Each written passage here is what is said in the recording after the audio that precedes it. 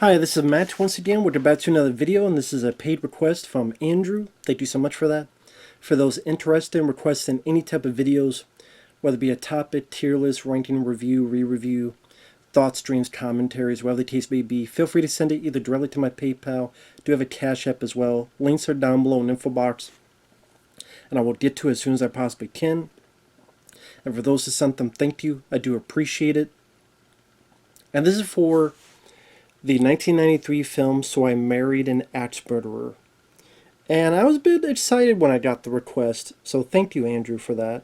Because it had been a while since I'd seen this film, and I'm trying to see... I had this film on DVD, but I could not find it.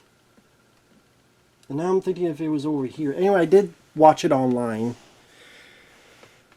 And I always liked this one. I always thought this was a fun one. Not my favorite Mike Myers movie. I would give that to, I would say, the first Wayne's World. But what I liked about this is it's one of the few, really one of the only films where Mike Myers plays a regular guy. Because you gotta think, most of his career was playing some type of character. Even, Wayne, excellent, that type of vernacular and performance. Whether it be Austin Powers, whether it be The Love Guru, whether it be Cat in the Hat, whether it be even, voicing Shrek. Even was it 54, about the studio, and he had like all this makeup on, and it's always some type of character with either makeup or appliances, or he's never playing just himself like a regular guy. And that's what was refreshing. Now he does play another character, his own father, who's a Scottish guy, which is funny, watch it again, because now the voice just reminds me of Shrek. So like Shrek is his dad. But Mike Myers is one of those guys that I do like as a performer, as an actor. As a person, I heard that he is a guy that has hissy fits. That there's not enough... What the hell was it? Not enough... I don't know...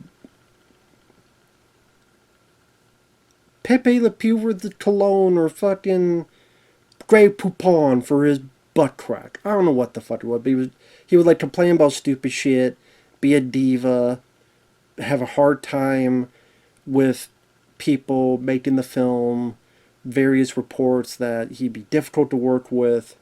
And as one person would say, when you're on the escalator of success, remember, eventually what goes up comes down. And when you're back on the escalator, guess what?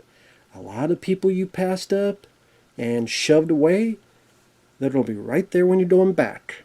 And they're going to be looking at you going, fuck you.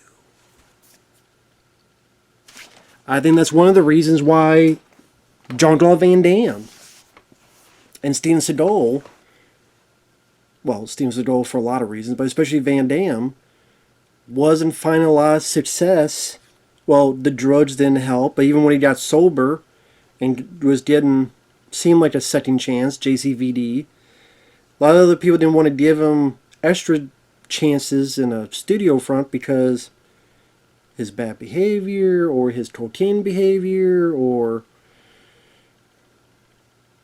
didn't feel by cocaine. So that's what I mean. It's just, I'm sure Sam Raimi was one of them, because while Sam Raimi produced some of those hard-targeted Time Cop, I think with the reports you hear about Van Damme and John Woo and stuff, and Sam Raimi's a big fan of John Woo, Sam Raimi probably didn't like that and said, fuck this Van Damme guy. While Sam Raimi, much more of a team player. And if there's any rumors, that definitely spread. And I know I'm going off tangent. Get back to Mike Myers. You're telling me that if a crew member, if some director, somebody didn't have a good time working with this actor, you're telling me those rumors weren't spread? Yeah, you hear this? What this guy did on the fucking set? Yeah, and he did this on the set. Yeah, and then he fucking did this. You don't think that whispering will get up to a studio head and be like, well, if he's making money, okay, but if he's not making us money, get him the fuck out. I think that happens more often than people think.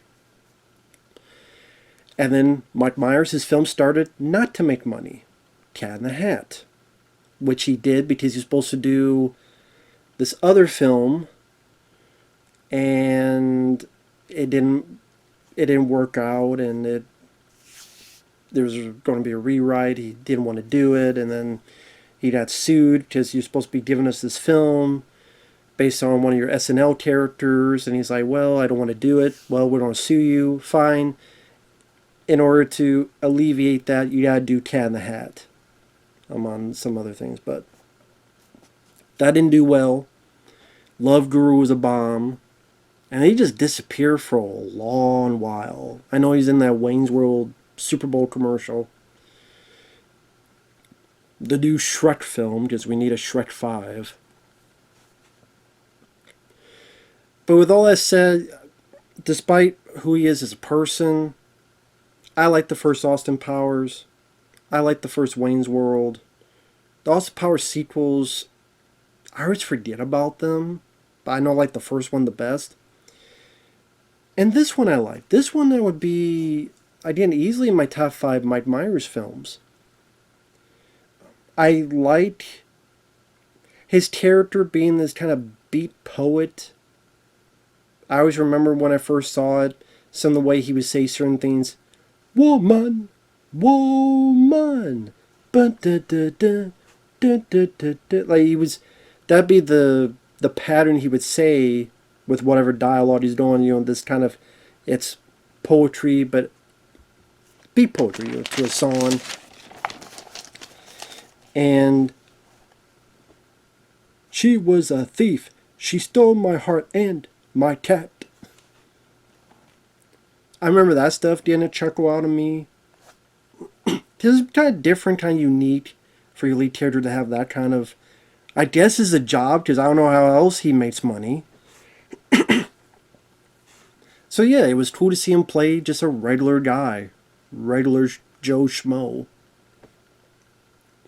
He has a buddy who's a cop, Anthony LaPaglia, which I liked him. I thought he did a good job.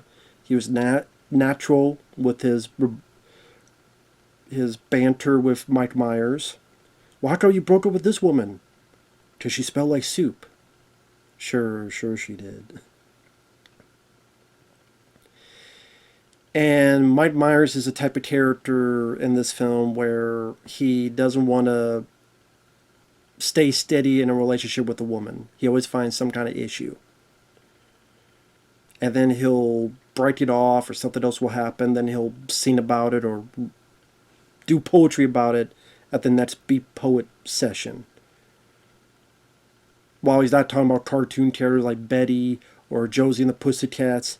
They make me horny Saturday morning. He has a family. You have his dad, which I thought Mike Myers did a good job playing his own dad. I thought he was pretty funny. The stage acts. Because again, watch it again just reminds me of Shrek in a good way. And just how he is, like, shut it! Always making fun of the kid that's part of the family. Must be hurting hauling that gargantuan cranium.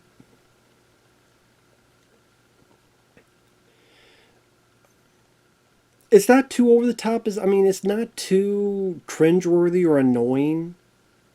And he doesn't overdo it. It's not like the character pops up every 10 minutes.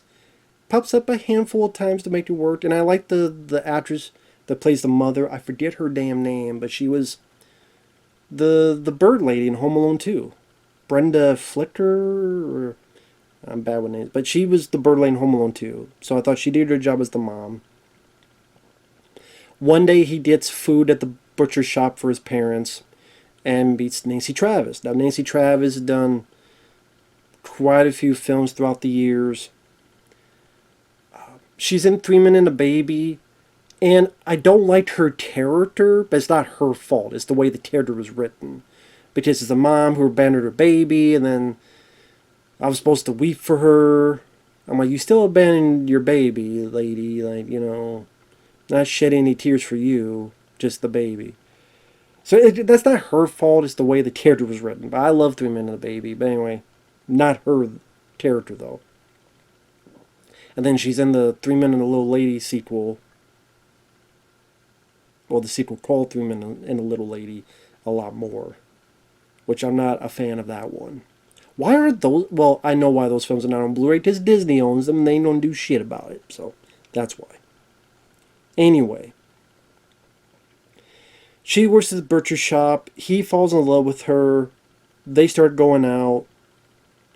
And I thought they had good chemistry. I thought they worked well together. I thought Mike Myers had some fun bits of dialogue that I have stolen. And it's been a while since I've seen this. So, anytime, there's a lot of times if I see the word evil, I'll think of evil. Evil. But then at a point, I forgot where the hell that came from, and it's from this. I'm like, oh, that's what it was. Yeah, this film had that. Where my mind's like, evil. Fruits of the devil. I thought it was some nice interactions he had with Nancy Travis. Or about what he looks for in a woman. I know folks say sense of humor, but I gotta say for me it's breast size. I thought that was funny. And they had good rapport. There's fun cameos in the film. When him and Anthony LaPaglia go to Alcatraz. Which, I mean, there's no reason for him to go to Alcatraz. It's just there to just plug Phil Hartman in, which is fine. I mean, hey, I'm not going to complain if we get the late, great Phil Hartman,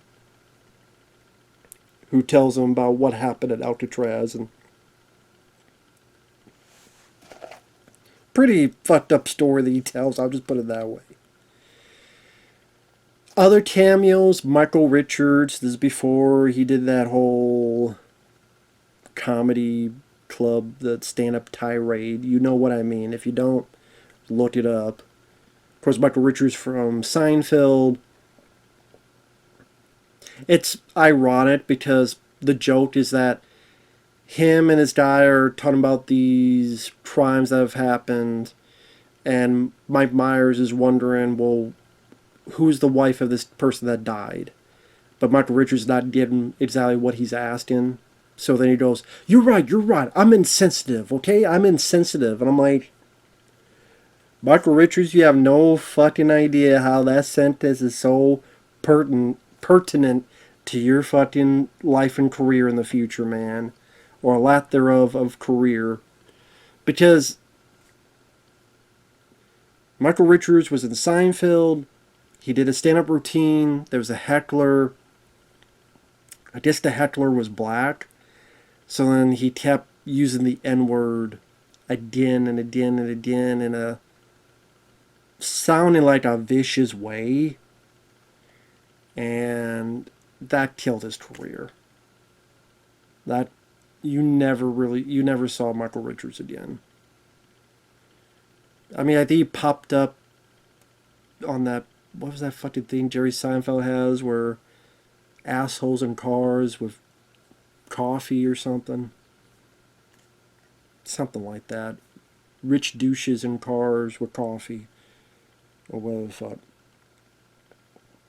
That stupid fucking show. I don't give a fuck about you getting coffee. Anyway. Yeah. But I mean, it was Michael Richards. It was a funny cameo, I gotta admit. Other people,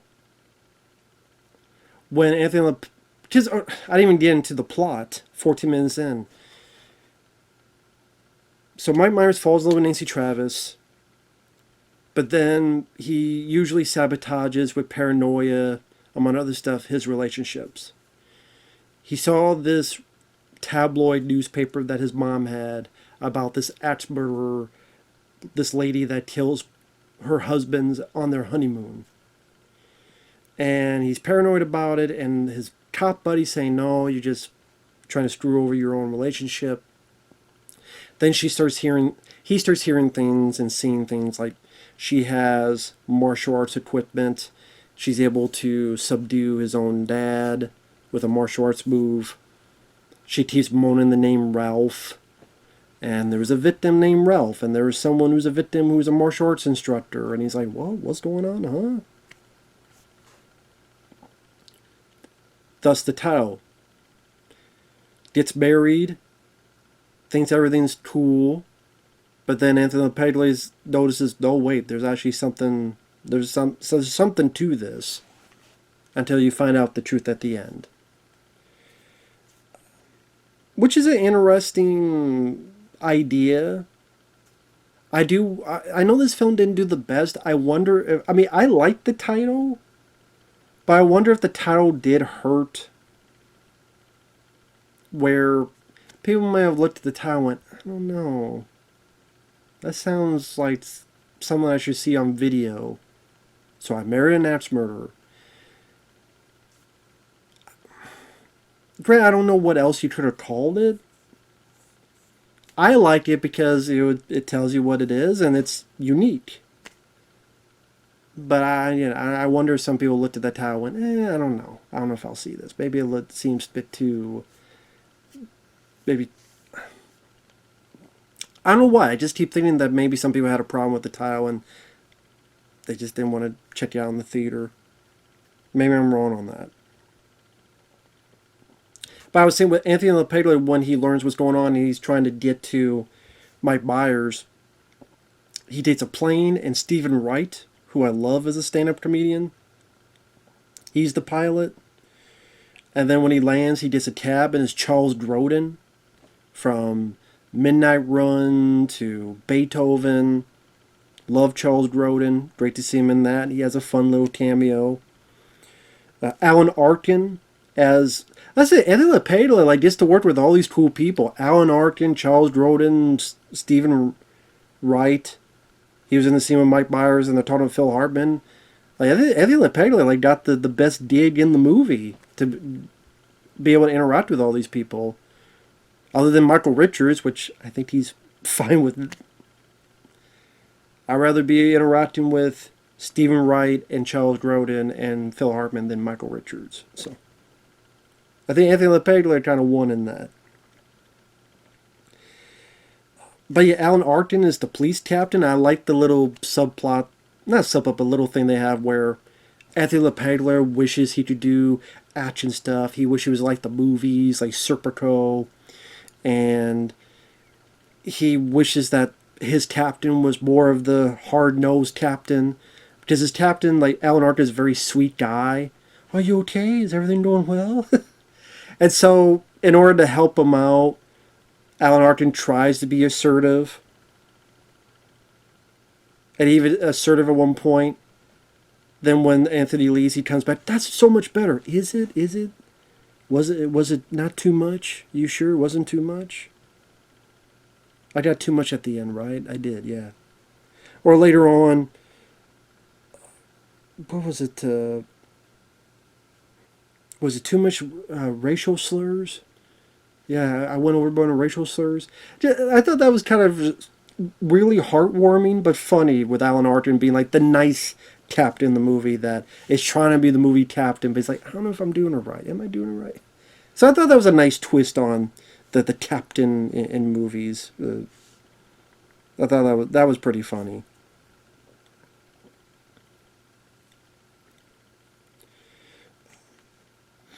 And like I said, I bought Mike and Nancy's their love story. They have like this nice little montage showing various things they did together to make me believe that they did fall for each other.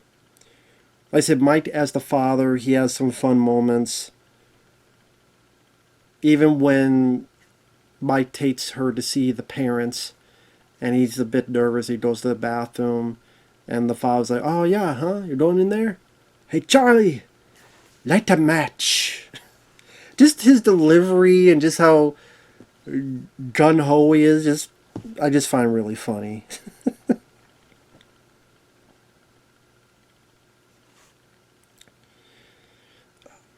And then the ending, I thought the ending was fun for what it needed to be. Spoiler alert, the marriage happens.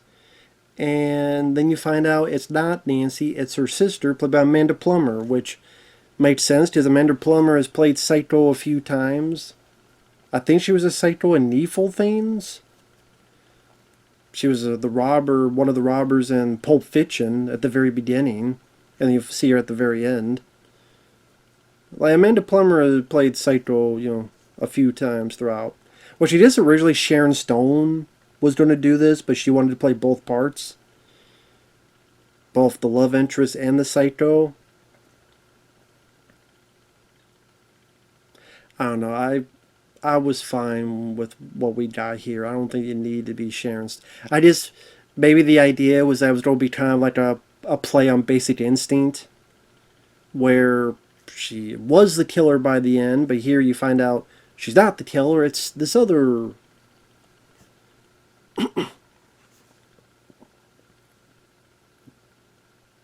But I don't know, if she played the other sister, I think that would have given it away. That would have given away who the killer was and the twist was, because, oh, you think it's her? Yeah, we were supposed. Like, it would have given it away, I think, even easier. So I think it worked out for better in this state. And there's some fun, juvenile, but some fun slapstick stuff. There's him almost getting hit with the axe and going, "What the fuck?" Because it's not too often you hear Mike Myers swear. Because I'm sure there are movies he has, but just it's not as common as other actors and other comedians. So I'm saying, "What the fuck?" Does it? Natural reaction. There's the bit where the axe is thrown and it almost hits him. There's a bit where he slips and he gets hit in the nuts. Which, again, I know that's a juvenile joke, but I thought it worked well here with his reaction and the way he played it off. I thought it was funny. Even when he's fighting Amanda Plummer and she hits him in the nuts, he's like, "Ooh." Then he has his look and then tits her in the crotch. And then she has a look. And the way my mind's like, or he's like, like being happy from, like, that was funny and endearing. And things work out at the end. And it's a short film. It's only like an hour and 30 some minutes. I'm not sure if this is the first time this song was implemented. But you have the song, "There she goes. There she goes again."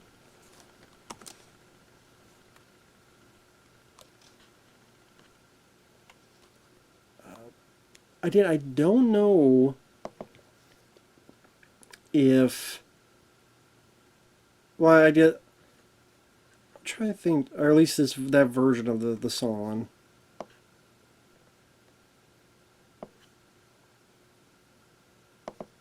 Maybe it's a much older song than I realized. then maybe that's the case. Maybe, I don't know. Anyway. Yeah, I think it's an older song than I'm realizing. But I remember this being the first time I heard that song was in this. "There she goes again." Which they use that song quite a bit, so it becomes sort of the main theme of the song. I believe that's how it opens and it ends, and it's played a few times. You may even say they play it a little bit too much, but if it's supposed to be kind of the theme, okay. I don't mind the song. It's not a bad song. And overall, I think it's a fun movie. I think the love story is fine enough. Mike Myers, both as him and his dad, have some funny moments. Anthony LaPaglia is likable as the top buddy. Alan Arkin, it's fun to see the cameos. Rest in peace to Phil Hartman and Charles Grodin and Alan Arkin. Sadly, a decent amount of people who passed away. It's too bad, but I don't know if this director went on to do much of anything. This film did not do well. This film only made, let me double check, has a 6.5 on IMDb, and Thomas Schlamme is the name of the director. which he wrote, executive producer on the West Wing and Studio 60 on the Sunset Strip. And yeah, I don't think he directed anything else. I don't think so. And it cost $20 million and only made $27 million. Now, is that in the U.S. or is that worldwide? I'm guessing that's worldwide. I'm trying to see. Oh, well, it doesn't matter. Either way, it was a flop. Either way, it was a flop, so did not do well at all. Which is probably why he didn't pursue more roles like this, which is a shame. He's like, well, I tried to play a version myself. They didn't go see the movie. And I guess if you looked at his career, his most successful films were when he played a different character. Wayne's World, Austin Powers, Shrek. Those are his 3 biggest roles. Granted, didn't save him Cat in the Hat and Love Guru, so it would have been nice in his heyday to try out more roles like this. It would have been nice to see him have more roles, kind of like how Adam Sandler would do. Not saying you have to make as many as Adam Sandler, but you had Adam Sandler, you had your Happy Gilmores and your Billy Madisons, and then you had your Wedding Singers. Like, not playing a completely different character or an accent like The Water Boy, but Big Daddy, Anger Management. Like, it would have been nice to see Mike Myers in those type of movies and see what he could do with it, where he's playing a regular guy, but then what wacky situations happen to come upon him. Would have been nice to see Mike Myers do that a bit more, but that wasn't in the cards, and it is what it is. So maybe he just wasn't, again, because this film bombed, people wouldn't give him the opportunity, or he just wasn't interested and he just preferred playing different types of characters. Whichever was the case. Like I said, Sally is pretty much the only time he did it, and I thought he was good. I thought he did a solid job, so like I said, it's a shame, but what can you do? With that said, thanks for watching. We'll see you guys later. Bye-bye.